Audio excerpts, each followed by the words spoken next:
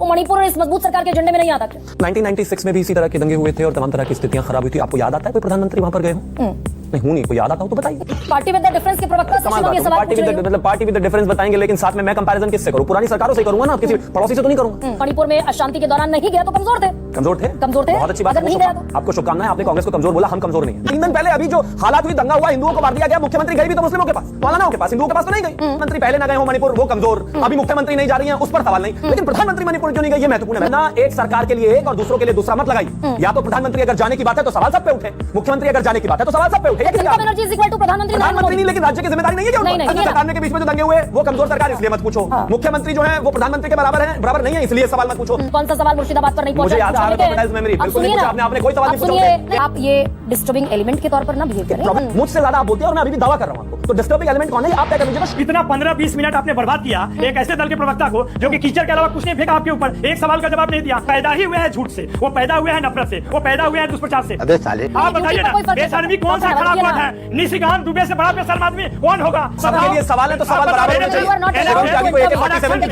छोड़ देना नहीं चलेगा। अभी रुकिए ना भाई, शोर मचाकर आप सवाल नहीं पूछ सकते, रुकिए जरा।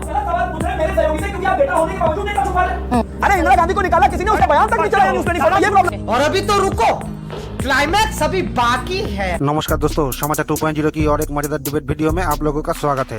दोस्तों, आज की डिबेट वीडियो होने वाले हैं बीजेपी के प्रवक्ता शिवम त्यागी और वामपंथी न्यूज एंकर गरिमा सिंह के बीच में। दोस्तों, आज की डिबेट में भाजपा शिवम त्यागी ने इस एजेंडाधारी वामपंथी पत्रकार गरिमा सिंह की धज्जियां उड़ा दी है, क्योंकि ये एंकर मैडम अपनी डिबेट में बीजेपी के प्रवक्ताओं को ठीक से कभी बोलने ही नहीं देती, सवाल पे सवाल करते ही रहते हैं। और आज तो ये मैडम पूरी एजेंडा लेकर बैठी थी कि आज मोदी जी को और उनकी सरकार को तो कमजोर साबित करके ही मानूंगी। लेकिन शिवम भाई ने आज इस मैडम की मेहनत पूरा पानी पानी कर दिया। एक तरफा सबूत दिखाकर एजेंडा चलाना आज मैडम को पड़ा बहुत ही महंगी। दोस्तों, आज की ये डिबेट बहुत ही मजेदार होने वाली है, इसीलिए आप लोगों से अनुरोध है डिबेट को आखिर तक जरूर देखना एंड डिबेट के बारे में अपना क्या राय है कमेंट में जरूर लिख के जाना। चलिए शुरू करते हैं।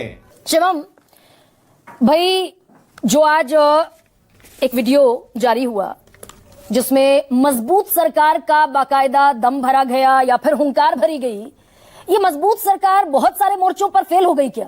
ये मजबूत सरकार मणिपुर पर फेल हो गई क्या? और बड़ा ही संवेदनशील सा प्रश्न है मेरा। आइए देखते हैं, मजा आएगा। हाँ बिल्कुल, लेकिन मुझे लगता है कि मजबूत सरकार किन मोर्चों पे सक्सेसफुल रही और किन मोर्चों पर फेल हो गई, ये इस देश की और राज्यों की अलग अलग जो है जनता चुनती है। और जनता ने तो बारंबार इस देश को बताया है कि सरकार मजबूत है कि कमजोर।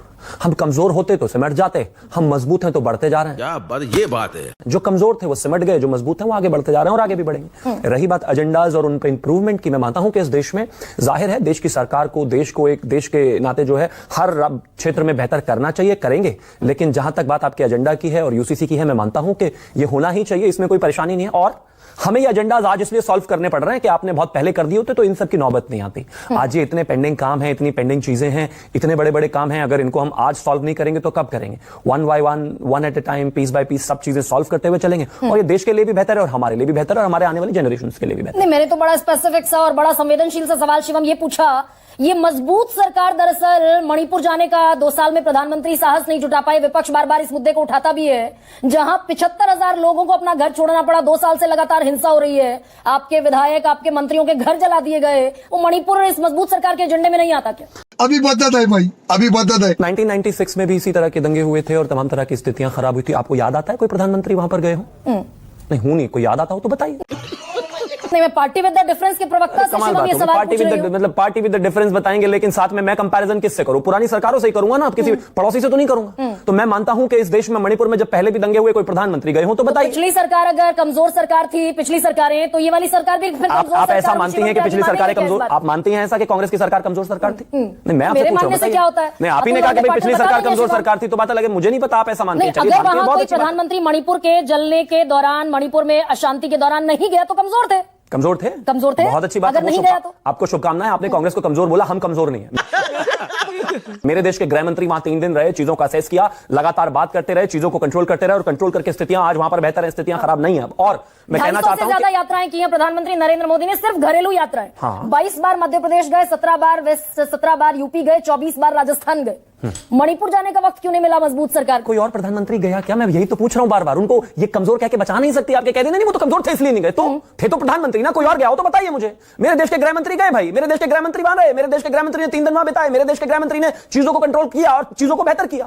इस देश में कितनी जगह, मैं कह रहा हूं मुख्यमंत्री नहीं जा रहे। अरे बंगाल में हिंदुओं को मारा जा रहा है, हिंदुओं को जलाया जा रहा है, मुख्यमंत्री नहीं जा रही उनसे मिलने। सवाल पूछा आपने? हाँ मैं पूछूंगी ना। नहीं पूछा। अरे रुकिए ना भैया, रुकी रहा हूं, सवाल भी आप पूछ रहे हैं, रुकू भी मैं तो बताइए। लेकिन ये मणिपुर देश का ही हिस्सा है ना? बिल्कुल हिस्सा है, बंगाल भी दिल का हिस्सा है। तो नहीं जाने का कोई कारण होगा भाई? उत्तर प्रदेश चले गए 22 बार, नहीं जाने का कोई कारण था? 24 बार मध्य प्रदेश चले गए, 22 बार नहीं जाने का कोई? मैं कह तो रहा हूं मेरे देश के गृह मंत्री गए, लेकिन उससे पहले प्रधानमंत्री गए क्या? 3 दिन पहले अभी जो हालात हुई, दंगा हुआ, हिंदुओं को मार दिया गया, मुख्यमंत्री गई भी तो मुस्लिमों के पास, मौलानाओं के पास, हिंदुओं के पास तो नहीं गई। मतलब कोई कारण था क्या? मुझे बताया जाना चाहिए। मतलब प्रधानमंत्री पहले ना गए हो मणिपुर, वो कमजोर, अभी मुख्यमंत्री नहीं जा रही है, उस पर सवाल नहीं, लेकिन प्रधानमंत्री मणिपुर क्यों नहीं गई, ये महत्वपूर्ण है। मैं तो कहता हूं मेरे देश के गृह मंत्री गए। प्रवक्ता से सवाल पूछ रही हूँ भाई, ये टैग और बाकियों के प्रवक्ता नहीं है, सवाल नहीं आपके पास बाकियों के लिए। सही पकड़े हैं। देश में पूर्ण बहुमत की सरकार 10 साल चलाने वाली मजबूत सरकार के प्रवक्ता से सवाल पूछ रही हूं मैं। बिल्कुल पूछे, मैं जवाब दे रहा हूं और मजबूत प्रवक्ता ही जवाब दे रहा है आपको। मैं सिर्फ यही कहता हूं, पैमाना एक सरकार के लिए एक और दूसरों के लिए दूसरा मत लगाइए। या तो प्रधानमंत्री अगर जाने की बात है तो सवाल सब पे उठे, मुख्यमंत्री अगर जाने की बात है तो सवाल सब पे उठे। 93 का सवाल, एक सेकंड शिवम जी बताइए भाई, 93 में अगर 93-98 में नहीं गए मणिपुर उस वक्त के प्रधानमंत्री, तो आज ये सवाल नहीं बनता क्या?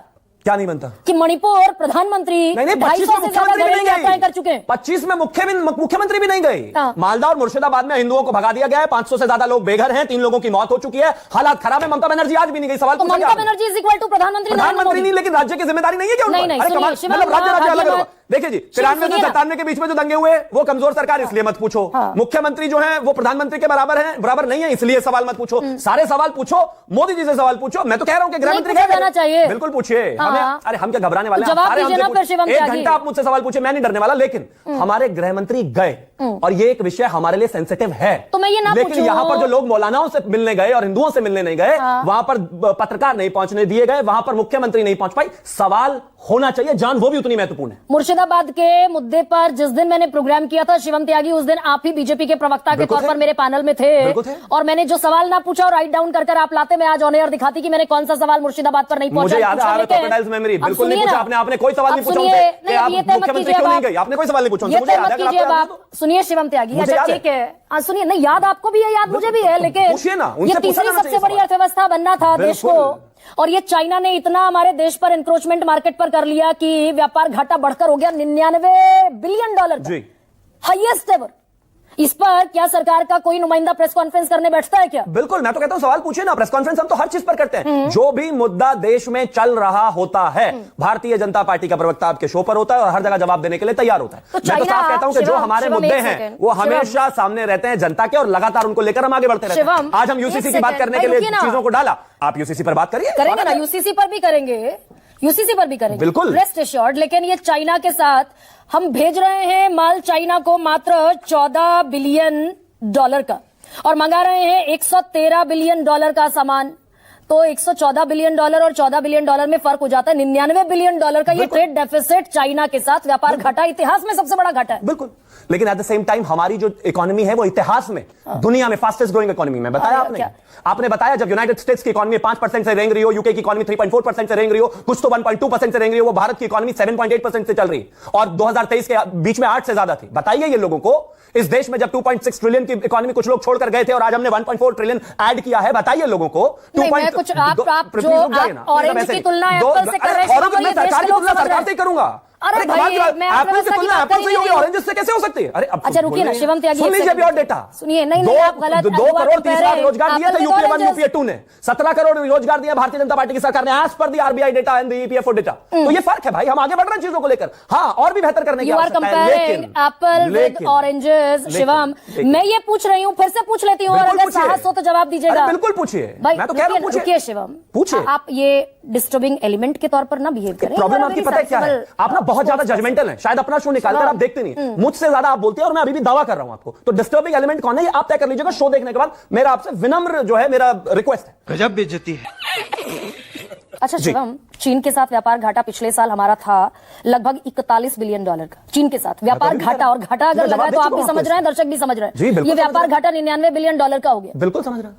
कैसे हो गया ये? मैं तो कहता हूं हम तो इकोनॉमी को आगे लेकर जा रहे हैं, क्योंकि पुराने ब्लॉक्स इतने ज्यादा हैं, चीजें इतनी खराब रही, स्थितियां इतनी खराब थी, सरकार का ध्यान कभी भी इकोनॉमी की तरफ था ही नहीं। मतलब हम तो 11 उसको आगे महीने लेकर से जा रहे हैं। सरकार- 11 आप साल से ग्रोथ पर सरकार बात नहीं आपकी करेंगे, है। आप रोजगार पर बात नहीं करेंगे, आप फिस्कल डेफिसिट पर बात नहीं करेंगे, तमाम चीजों पर बात नहीं करेंगे। आपको लगता है कि कोई एजेंडा बनाकर करना करिए, लेकिन मैं एक चीज आपको कहना चाहता हूं, हाँ। ये सरकार प्रो पीपल सरकार है, चाहे इकोनॉमी हो, चाहे जीडीपी ग्रोथ हो, चाहे 5 ट्रिलियन इकोनॉमी का विषय रहा हो, चाहे रोजगार का विषय रहा हो, हर विषय में बाकी सरकारों से बेहतर है। और जब मैं ये कहता किसानों हूं, की आप ये नहीं आमदनी कह सकते दोगुनी कि करने उनसे का, क्यों शिवम अब कंपैरिजन ऐसे करना, धारा उन्हीं से प्रवाह होगा। बोलेंगे तो दिक्कत होगी भाई। किसानों की बोलिए। आमदनी दोगुनी करने का वादा तो प्रधानमंत्री नरेंद्र मोदी ने किया था 2022 बिल्कुल तक। किया है, लेकिन हम तो लगातार करते जा रहे 2000 रुपए बढ़ी है किसानों की आमदनी। अगर 25 करोड़ लोगों को गरीबी रेखा से बाहर निकाला है तो जाहिर है आमदनियां बढ़ी हैं। अच्छा, ठीक। अगर 4 ठीक करोड़ है। से ज्यादा घर दिए हैं तो ठीक। जाहिर है कि आमदनी AK बढ़ी वाजपेयी, है। ये- अगर 35 किलोमीटर पर डे के हिसाब से रोज बना रहे हैं तो आमदनी बढ़ी है, क्योंकि ठीक। जाहिर है उसमें रोजगार लगता है। अच्छा, ओके। लेकिन हाँ, और इसी का कारण भी हम सरकारें बनाते जा रहे हैं, लेकिन कुछ लोगों को नहीं दिखता, वो सेलेक्टिव देखते हैं, उनको शुभकामनाएं। ठीक है, are you done Shivam? No, not at all. आप सवाल पूछेंगे तो मैं जवाब दूंगा ही। मेरे किसी सवाल का जवाब दरअसल आप ये ऑरेंज और जनता तय पर्पल का करेगी, आप कंपेयर तय करते नहीं हैं। करेंगे। AK वाजपेयी डॉक्टर नवल किशोर, ये बहुत बड़ा लिटमस टेस्ट था सरकार की मजबूती का और कमजोरी का वक्फ संशोधन विधेयक पर। आप बताइए, इतना 15-20 मिनट आपने बर्बाद किया एक ऐसे दल के प्रवक्ता को जो कि कीचड़ के अलावा कुछ नहीं फेंका आपके ऊपर, एक सवाल का जवाब नहीं दिया। आप क्या कर सकते हैं? कितना भी समय दीजिएगा, सच बोल नहीं सकते हैं। वो पैदा ही हुए हैं झूठ से, वो पैदा हुए हैं नफरत से, वो पैदा हुए हैं दुष्प्रचार से। अबे साले, लोगों को बताते रहेंगे। आप कहते हैं कि पूरा देश को हमने आगे बढ़ाया, फास्टेस्ट ग्रोइंग इकोनॉमी है, यहाँ पर नौकरी नहीं है, रोजगार नहीं है, अब 80-81 करोड़ लोगों को आप 5 किलो राशन दे रहे हैं और कहते हैं कि विश्व का सबसे फास्टेस्ट ग्रोइंग इकोनॉमी है। सवाल का जवाब डॉक्टर नवल, इससे बेशर्मी तो कुछ हो ही नहीं सकता। थोड़ा शब्दों की मर्यादा रखिए शिवम ने। यहाँ पे मैं स्टैंड बाय शिवम के साथ करती हूँ, वो शब्दों की मर्यादा कम से कम बनाए रखिए ना। नहीं, आप बताइए, देखिए, मैं मुझ पर कीचड़ फेंकना, आप फेंके, शिवम फेंके, बेशर्मी कौन सा खराब वर्ड है? इससे आप मेरी बताइए ड्यूटी पर कोई फर्क नहीं पड़ता। बेशर्मी कौन सा डॉक्टर नवल, खराब देखिए वर्ड ना। है? निशिकांत दुबे से बड़ा बेशर्म आदमी कौन होगा? गिरिराज सिंह से बड़ा बेशर्म आदमी कौन होगा? तेरा तो गेम बजाना पड़े। उनके भाषणों को सुन लीजिए। नहीं, ये जो UCC लोडिंग है, एक सेकंड डॉक्टर नवल है, किशोर, इनके पोस्टर बॉय हैं। मैं ना डॉक्टर बड़े नवल, नहीं, देर से रुकिए। दिल पर पत्थर रख के इसलिए बैठा हूं। एक तो एंकर महोदय ने आपको फ्री पास दिए लगातार, लेटरल एंट्री पर भी, सीजेआई पर भी और इस पर भी। सुनिए जरा, लगातार फ्री पास रुकिए एक सेकंड। सबके लिए सवाल है तो सवाल बराबर होने चाहिए। You are not allowed Shivam त्यागी को to AK-47 की गोली और आपको गोली छोड़ देना नहीं चलेगा। नहीं, नहीं, बीच में बोलना अलाउड नहीं। बिल्कुल allowed नहीं। मैंने बोला, लेकिन मैं एक और चीज कही, कौन है निशिकांत दुबे से बड़ा बेशरम? मैं किसी को बेशरम नहीं मानता, भाषा गलत है।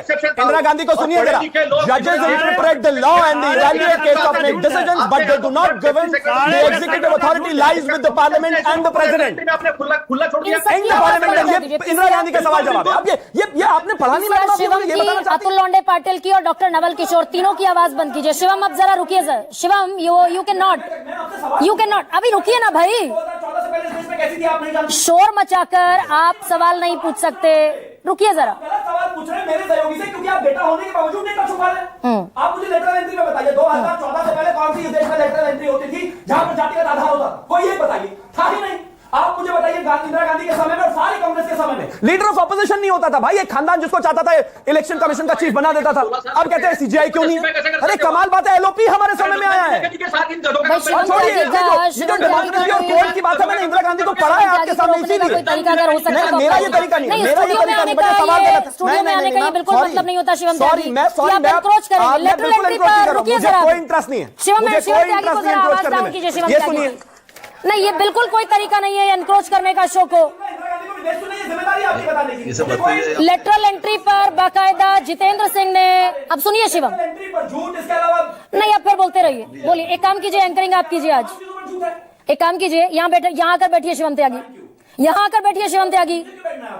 इतना ही केओस, जितना केओस आप स्टूडियो में पैदा करते हैं, मैंने बिल्कुल गलत नहीं बोला। अच्छा, हमको सिखा रिया है। बिल्कुल गलत नहीं बोला, बिल्कुल गलत नहीं बोला। 45 लोगों की यूपीएससी ने भर्ती के लिए बाकायदा प्रपोजल जारी किया पब्लिक डोमेन में, और जितेंद्र सिंह को कहना पड़ा, अरे भाई जितेंद्र सिंह को, आपके मंत्री को यह कहना पड़ा कि सरकार सोशल जस्टिस को लेकर प्रतिबद्ध है, यानी कि आप सोशल अनजस्टिस कर रहे थे। एक पार्टी नहीं करती थी। सोशल अनजस्टिस कर रहे थे आप। गूगल कर लेंगे उस 24 के। AK वाजपेयी के दबाव में, LJPR के दबाव में आपको वापस लेना पड़ा, विड्रॉ करना पड़ा, रिवोक करना पड़ा। कोई दिक्कत नहीं है जजेस को लेकर, जो निशिकांत दुबे जी ने कहा पार्टी बिल्कुल उनके समर्थन में नहीं खड़ी, लेकिन तो एक प्रधानमंत्री होते हुए इंदिरा गांधी ने क्या कहा, ये देश को पता नहीं चलना चाहिए? क्या सुनाइए आप, उसको भी सुनाइए। उसको निकाला क्यों नहीं नहीं? सुनाइए ना। डॉक्टर नवल किशोर, इंदिरा गांधी को किसी ने निकाला था क्या? वो खुद प्रधानमंत्री थी जब उन्होंने ये बयान दिया। डॉक्टर नवल पढ़िए जरा थोड़ा सा। निकाला क्यों नहीं? अरे इंदिरा गांधी को निकाला किसी ने, उसका बयान तक नहीं चला न्यूज़ 24 में, ये प्रॉब्लम है। क्यों हिला डाला ना। दोस्तों, दादी माँ ने सही कहा था कि बच्चे मन के सच्चे हैं, चाहे वो कंफ्यूज हो। नहीं समझ में आया, देख लो ना खुद। राजस्थान में भी सरकार जा रही है, छत्तीसगढ़ में भी जा रही है, सॉरी छत्तीसगढ़ में हमारी सरकार है, आ रही है। आपने कंफ्यूज कर दिया।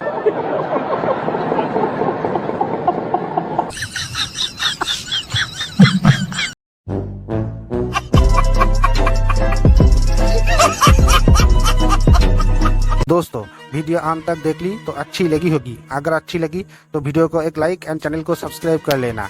एंड वीडियो के बारे में अपना क्या राय है कमेंट में जरूर लिख के जाना। वीडियो आखिर तक देखने के लिए आपको बहुत बहुत धन्यवाद। चलिए मिलते हैं अगली वीडियो में, तब तक के लिए जय हिंद, जय भारत, जय सिया राम।